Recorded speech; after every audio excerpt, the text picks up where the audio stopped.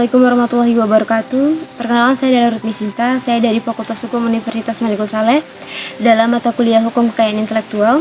Di sini saya akan membahas mengenai merek. Dalam kehidupan sehari-hari kita selalu berdampingan dengan merek. Namun ada beberapa dari kita yang tidak mengetahui apa itu merek, apa fungsi merek, dan bagaimana perlindungan merek. Di sini saya akan memberikan edukasi dan juga sosialisasi mengenai merek. Pertama-tama saya akan membahas mengenai apa itu merek. Merek adalah kata, susunan kata, logo ataupun gambar, ataupun perpaduan dari beberapa unsur tersebut yang memiliki nilai pembeda yang dapat membedakan produk yang satu dengan produk yang lainnya dalam hal perdagangan atau perniagaan jasa. Merek diatur dalam Undang-Undang Nomor 20 Tahun 2016. Dan fungsi dari merek itu ada beberapa. Yang pertama adalah sebagai alat promosi, yang kedua adalah sebagai alat pembeda, yang ketiga adalah sebagai penjamin dari mutu produk tersebut, dan sebagai petunjuk dari mana asal barang tersebut.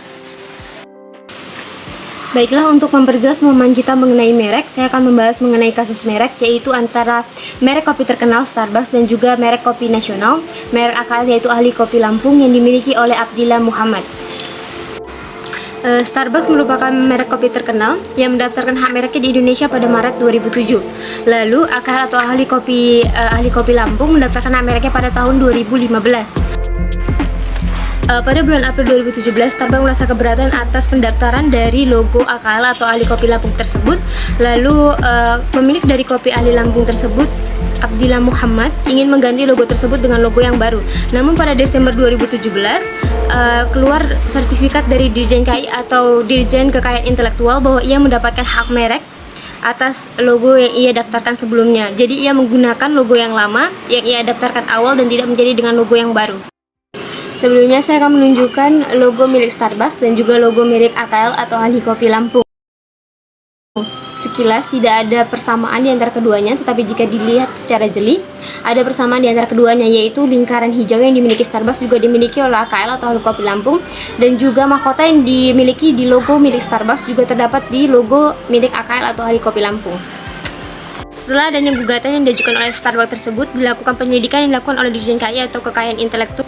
Setelah dilakukan penyidikan oleh Dirjen KI tersebut, maka dapat diketahui bahwa logo mahkota yang dimiliki oleh Starbucks yang juga dimiliki oleh Kopi Ahli Lampung tersebut atau AKL ternyata bukanlah mahkota, melainkan adalah siger yang berasal dari Lampung. Siger Lampung tersebut sengaja dibuat memiliki 7 buah tanduk karena siger Lampung tersebut menandakan bahwa itu berasal dari Lampung Barat, karena di Lampung berbeda tempatnya maka berbeda jumlah tanduknya. Dan mengenai lingkaran hijau yang dimiliki oleh Starbucks dan juga dimiliki oleh AKL atau Ahli Kopi Lampung tersebut, itu untuk mempresentasikan warna dari kopi setelah ia pertama kali muncul. Adanya penjelasan dari Dirjen KI tersebut, maka pihak Starbucks ingin mencabut gugatannya dan ingin menyelesaikan kasus tersebut dengan jalur mediasi, mengingat kedua belah pihak salah mendukung budaya kopi Indonesia dan juga kedua belah pihak ingin menjaga reputasi masing-masing dari pihak. Setelah dilakukan penyidikan ulang lagi oleh Dirjen KI, tidak ditemukan juga persamaan antara logo Starbucks dan juga logo dari kopi AKL atau Ahli Kopi Lampung. Oleh karena itu, Dirjen KI atau Kekayaan Intelektual menyatakan bahwa tidak adanya persamaan di antara keduanya.